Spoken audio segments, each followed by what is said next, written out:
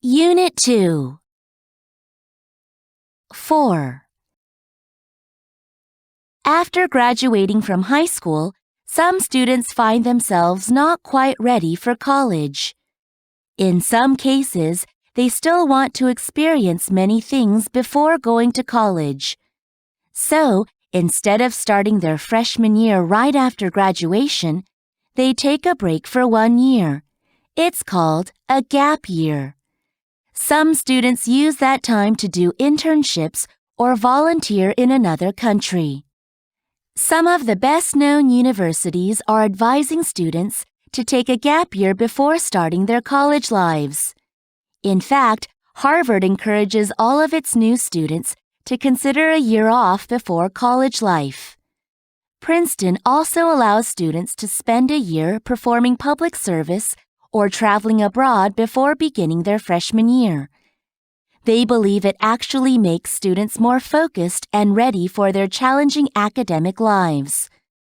Also, better prepared students are more successful in their college lives. 5. In 1982, Monsanto, the world's largest seed company, succeeded in modifying a plant cell genetically for the first time in history. The plant cell contains many desirable qualities like faster growth or greater resistance to pests. Today, companies like DuPont and Syngenta have joined Monsanto in becoming the main suppliers of GM crops such as corn, soy, and canola.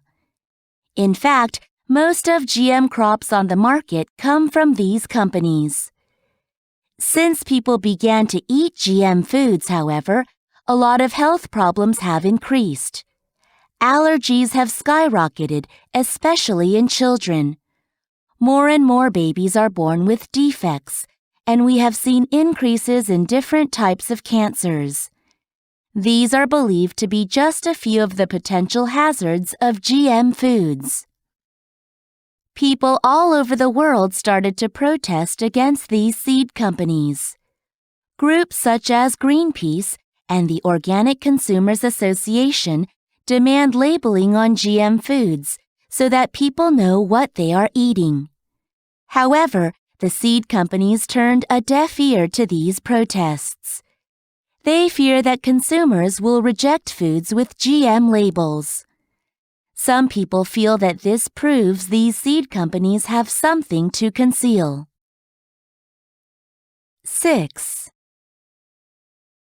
Paul Bunyan was an American folktale hero. He was a logger who cut down trees at an amazing speed. One tale describes him in an interesting way. As a newborn baby, Paul Bunyan yelled so loudly that he scared all the fish out of the river. And he sure had an incredible appetite. His parents had to milk 24 cows each morning just to keep his milk bottles full. This kind of folktale is called a tall tale, and it is a uniquely American form of story. The main characteristic of tall tales is exaggeration. The heroes of tall tales solve problems in funny ways that are hard to believe.